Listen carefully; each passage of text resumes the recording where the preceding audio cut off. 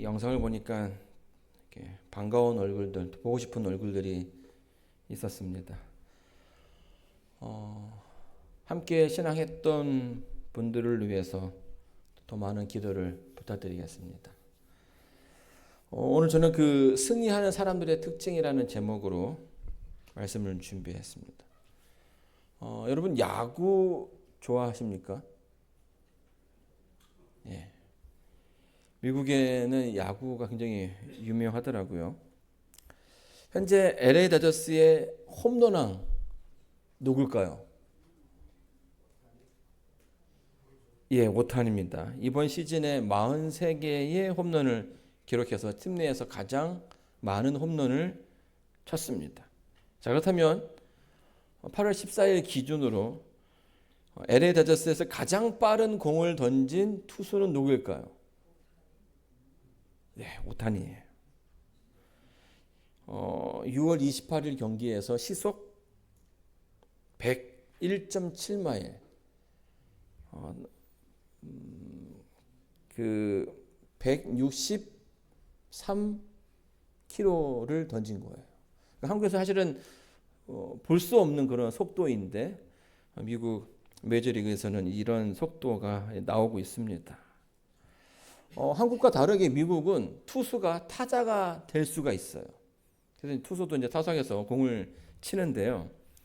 사실은 한 분야에서만 성공하기도 힘든데 이 오타니 같은 경우에는 이 투수와 타자 이 두 부분에서 굉장한 기록을 세우고 있습니다. 그래서 LA 다저스가 이 오타니와 10년 동안 7억 달러의 계약금, 그러니까 하나로 하면 약 9,240억, 거의 뭐 1조에 가까운 돈을 이제 벌게 된 것입니다. 자, 어떻게 이 오타니가 이 스포츠 산업의 영웅으로 떠오를 수 있었을까요? 어떻게 이러한 사람이 나오게 되었을까요? 뭐 이렇게 잘 모르는 사람은 이 사람은 원래 재능이 그렇게 많은 사람이라고 생각을 할 수가 있습니다.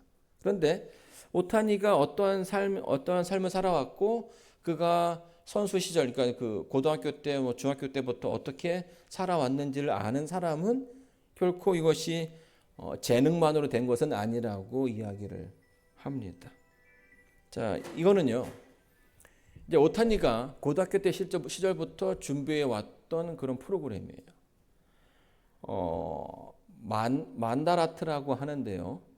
자기가 목표하는 거를 가지고 이루기 위해서 그것을 어떻게 할 수 있을까 해가지고 여러 가지 것들을 연습하는 겁니다. 또 준비하는 거예요. 그래서 이 고등학교 1학년 때의 오타니의 목표는 뭐였냐면 여기 가운데 빨간 점 보이시죠? 8개의 구단의 드래프트 순위 1순위로 이렇게 드래프트가 되는 것이 목표였어요. 그것을 위해서 8가지의 목표가 있었습니다. 몸 만들기, 제구, 구위, 스피드 160, 그다음에 멘탈, 인간성, 운, 변화구. 이렇게 8가지 조항을 목표를 가지고 계속 뭐 한 거예요? 계속 준비하고 연습했다라는 겁니다. 이제 기술 같은 경우에는요, 워낙 뭐 야구 선수들이 자기의 어떤 그 가치를 높이기 위해서 연습을 많이 하죠. 근데 여기 보게 되면 뭐가 있냐면 인간성의 파트도 있어요. 그리고 운의 파트도 있습니다. 인간성, 운, 그다음에 체력, 정신력. 이런 부분에서 우리가 좀 주목해 볼 필요가 있다라는 거죠. 단순하게 자기의 어떤 그 기술만 습득하는 것에 그친 것이 아니라 선수로서 인간성이 어떻게 얼마나 중요한지를 그가 깨닫게 되었어요. 그래서 그것도 연습을 하는 겁니다. 감사하고 계획성 있고 사랑받는 사람이 되어야 되고 남을 배려하고. 그러니까 어떤 그 승리에서 어떤 게임에서 단순하게 이기는 것에만 목표를 한 게 아니라 상대에게 배려하고 그런 모습들까지도 그가 자신의 어떤 그 인생 목표에 두고 연습하고 준비했다라는 거예요. 여기 이제 운에 보면 뭐가 있는지 아십니까? 쓰레기를 줍죠. 그래서 오타니가 하는 보게 되면 종종 이렇게 쓰레기를 줍는 장면이 나온다라는 거예요. 인사하는 것. 물건을 소중하게 쓰자.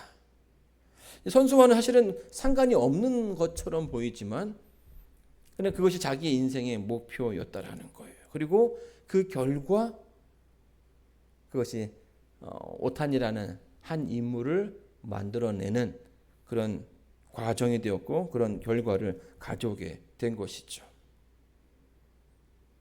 잘 모르는 사람들은 그냥 재능으로만 되었다라고 얘기하지만 아는 사람들은 그는 누구보다 열심히 노력했고 그 결과 오늘의 그를 만들었다고 얘기하는 거예요. 그래서 이 만달 아트가 굉장히 유명해졌습니다. 그래서 뭔가를 인생을 계획하고 준비하는 사람들이 이렇게 좀 준비하는 그런 경향이 있죠. 저는요, 믿음도 크게 다르지 않다라고 생각합니다.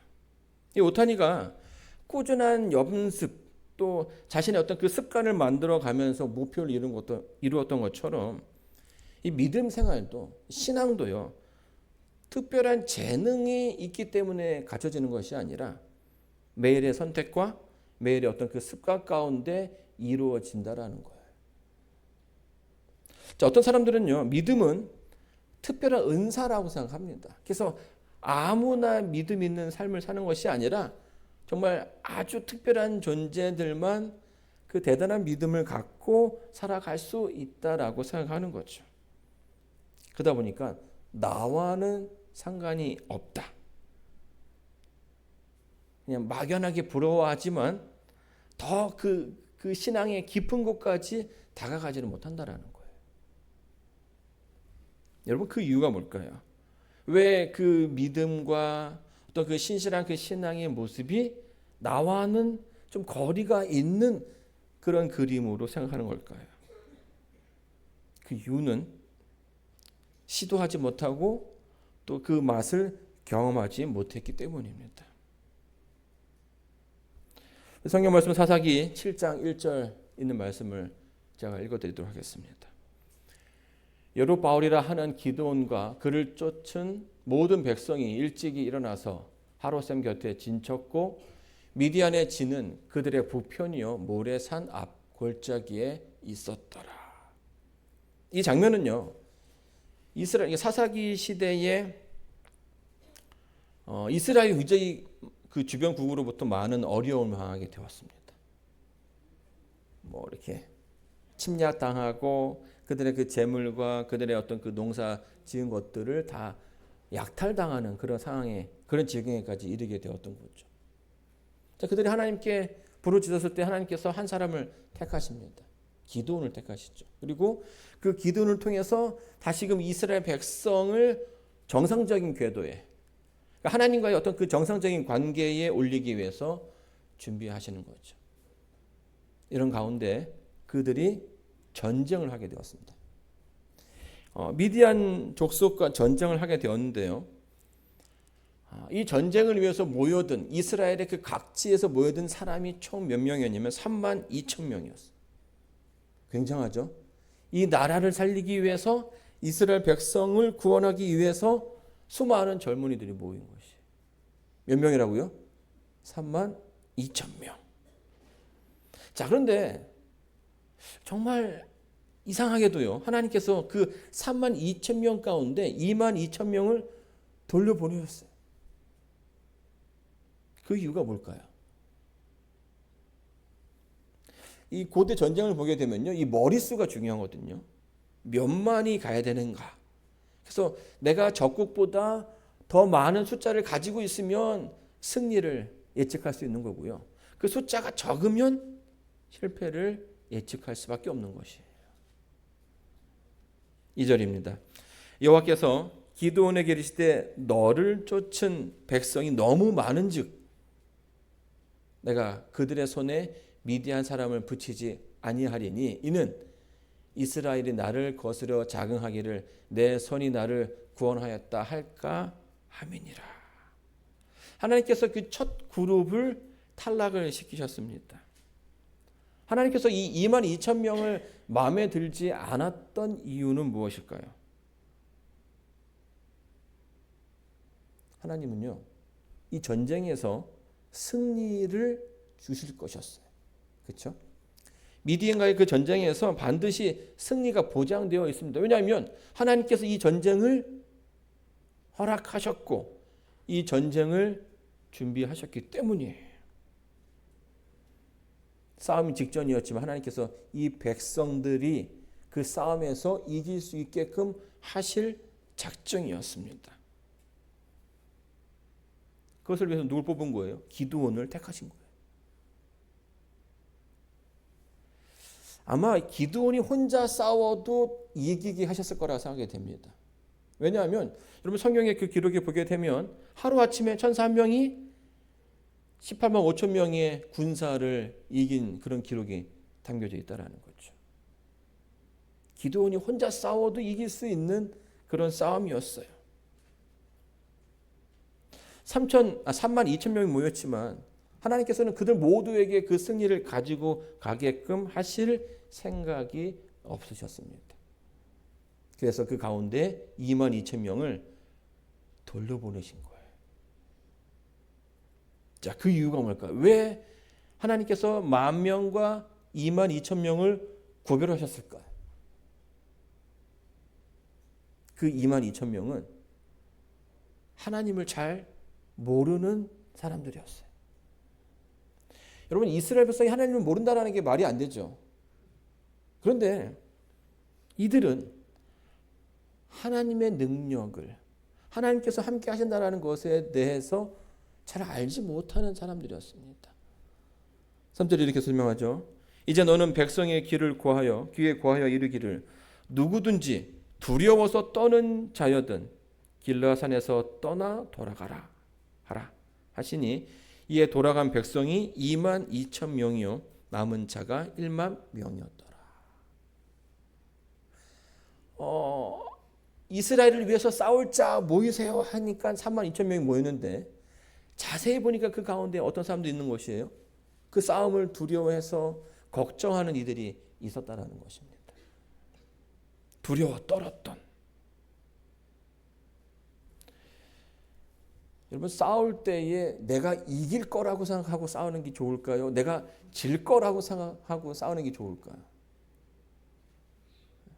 기세라고 하죠. 기세. 싸움에는 기세가 있어야 되는 거예요. 자신감이 있어야 돼요. 그래서 이 전쟁의 어떤 그런 그 승리 요건 가운데는 높은 사기가 있습니다. 사기가 높아야 돼요. 내가 이 싸움에서 반드시 이길 거라고 마음을 먹는 것이 그 싸움의 승패를 결정짓는 요인이 될 수가 있는 거예요. 자, 그런데 이들은요, 하나님께서 그들과 함께 하셨음에도 불구하고 그 싸움에서 이길지 질지, 어쩌면은 그 싸움에서 죽을지 모른다라는 그런 불안한 마음으로 그 싸움에 임했다라는 겁니다.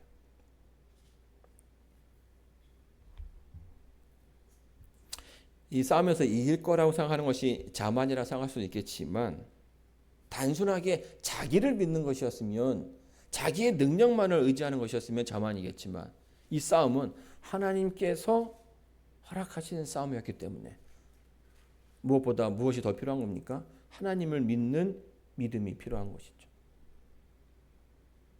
이 출애굽기에 보게 되면 그 출애굽 이후에 가나안 땅에서 이스라엘 백성들은 여러 해를 하나님과 함께 하면서 하나님께서 허락하신 것은 하나님의 약속으로 믿어왔습니다. 정말 말도 안 되는 그 일들을 하나님께서 명령하셔도 그 이스라엘 백성들이 그것을 다 했던 이유는 하나님께서 말씀하셨고 그 말씀을 따랐을 때에 그 승리가 그들에게 주어진다는 사실을 알았기 때문이에요. 그러면서 하나씩 하나님에 대해서 더 많이 알아가게 되었던 거죠. 그런데 여기서는 다르죠. 하나님께서 그들을 이끄시고 그들에게 승리를 주실 거라는 약속을 했음에도 불구하고 그것을 믿지 못하는 이들이 생기게 되었습니다. 두려워 떨게 되었던 것이죠. 이렇게 나온 사람들이 2만 2천 명이 되었던 것이에요. 하나님께서는 그냥 그들을 그대로 두려워 떨지만 그들을 데리고서 싸움에서도 이길 수 있으셨습니다. 그런데 그렇게 하지 않으셨죠. 왜냐하면 그런 기회를 주실 수 없었던 것입니다. 만약에 그들과 함께 전쟁을 해서 이겼다 했을 때에 그들의 믿음이 잘못된 방향으로 갈 수가 있는 거죠. 여러분, 사자의 가죽을 쓴 낙이라는 그 이솝우화를 아실 거라고 생각이 됩니다. 낙이는 겁이 많은 동물이에요. 그래서 막 이렇게 뭐 육식 동물들, 뭐 이렇게 사자라든지 뭐 늑대라든지 그 앞에서는 잘 이렇게 서 있지 못하죠. 근데 어느 날 길을 가다 보니까 사자의 탈을, 그러니까 이미 죽어서 가죽만 남은 사자의 가죽을 발견하게 된 거예요. 처음에는 두려워가지고 가까이 가지 못했는데 자세히 보니까 이 죽은 거죠. 그래서 막 이렇게 앞에서 뭐 냄새도 맡아보고 하다 보니까 그 가죽이 자기 그 등에 이렇게 씌워지게 된 겁니다. 근데 그때부터 인생이 달라지는 거예요. 자기가 가면 예전에는 내가 가도 막 이렇게 뭐 주변에서 뭐 별 반응이 없는데 지나가니까 주변의 동물들이 다 이렇게 하나씩 피하기 시작하는 거예요. 그 이유가 뭡니까? 지금 사자의 탈을 썼기 때문이에요. 그런데 이게 한 번, 두 번 반복이 되니까 뭐예요? 재밌어지는 거예요. 나를 무서워하나 보다. 나에게 무언가 있나 보다라는 그런 착각을 하게 되었죠. 그래서 나중에 뭘 하게 됩니까? 사실은 이게 말을 하면 안 되는데 어흥이라 하고 싶었는데 자기의 그 당나귀의 울음소리를 내게 된 거예요. 그러니까 그 다른 동물들이 이 정체를 알게 됐죠. 그러면서 다른 결말을 맞게 됩니다. 여러분, 이스라엘 역사를 보게 되면 커다란 승리 후에 이스라엘 백성이 이스라엘이 그 잘못된 판단을 한 적이 너무나 많습니다. 그 승리의 이유는 하나님께서 그들과 함께 하시고 하나님께서 그들에게 능력을 주셨기 때문에 그들이 승리한 것인데 마치 그 승리가 내 능력으로 된 것처럼 내 능력 때문이라고 생각하는 사람들이 있었다라는 거예요. 그래서 그것을 망각한 채 살게 되었을 때에 오히려 더 큰 화를 당하는 경우를 보게 됐죠. 히스기야가 그랬습니다. 오히려 그 승리가 그들에게 큰 독이 될 수 있기 때문에 그들을 되돌려 부르신 거예요. 자, 그렇다면 남겨진 그 10,000명에게는 어떤 특징이 있었을까요? 출애굽기 14장 13절을 보게 되면 모세가 백성에게 이르시되 너희는 두려워 말고 가만히 서서 여호와께서 오늘날 너희를 위하여 행하시는 구원을 보라. 너희가 오늘 본 애굽 사람을 또 다시는 영원히 보지 못하리라.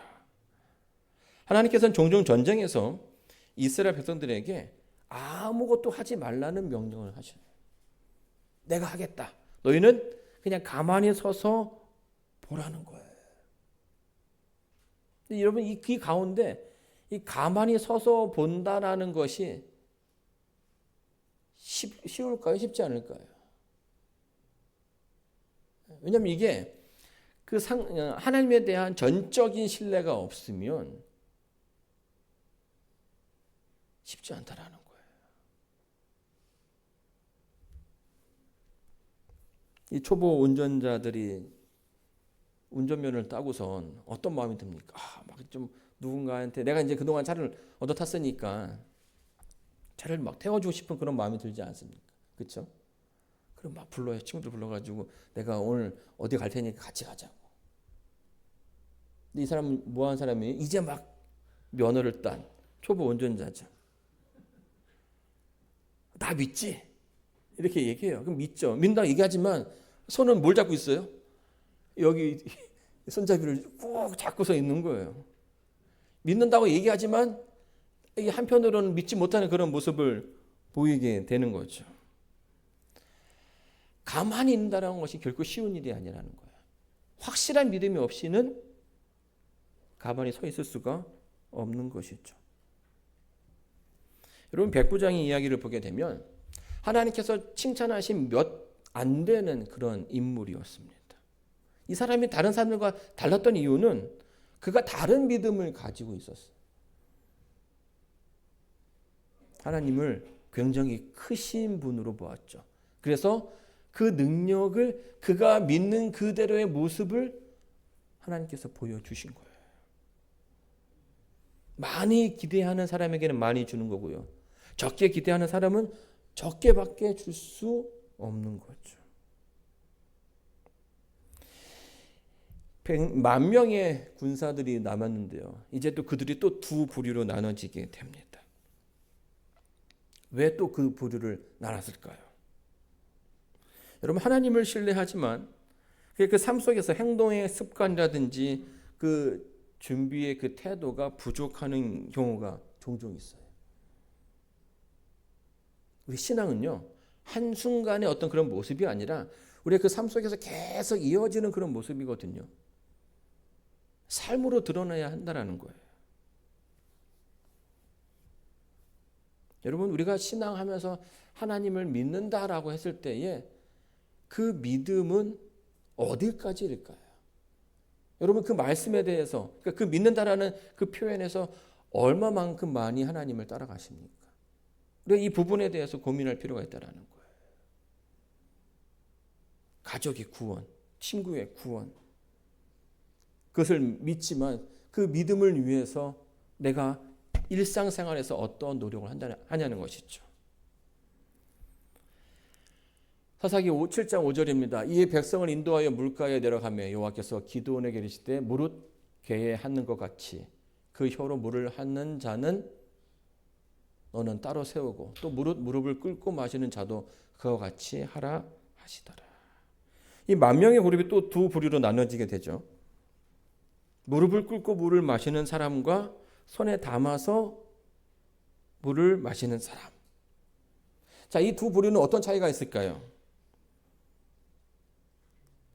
이 무릎을 꿇고 마시는 사람은 그냥 물에만 집중하는 것이지만 이 손으로 물을 마시는 사람은 뭐 하는 겁니까? 앞에 있는 적을 보면서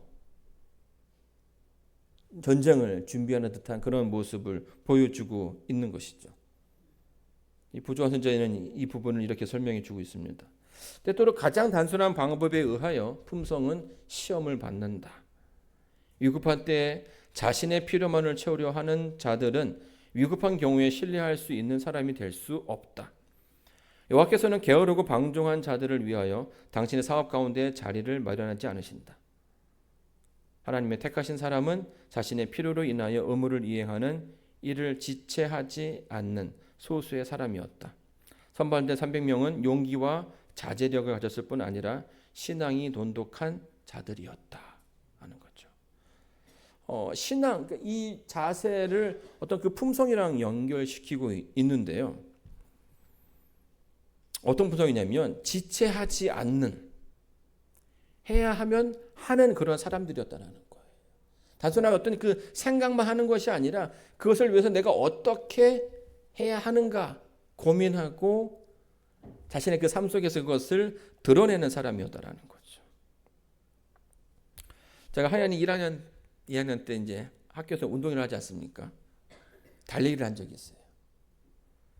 이제 아빠들 달리기가 하는데 이게 저한테 굉장히 큰 부담이에요. 아빠에게 아빠로서 뭔가 좀 좋은 모습을 보여줘야 한다고 저희 앞으로 계속 얘기를 하는데 자신이 없는 거예요, 달리기. 하연이도 보고 있고, 와이프도 보고 있고. 그래서 당일이 됐습니다. 어떻게 이길 수 있을까 막 고민하다 보니까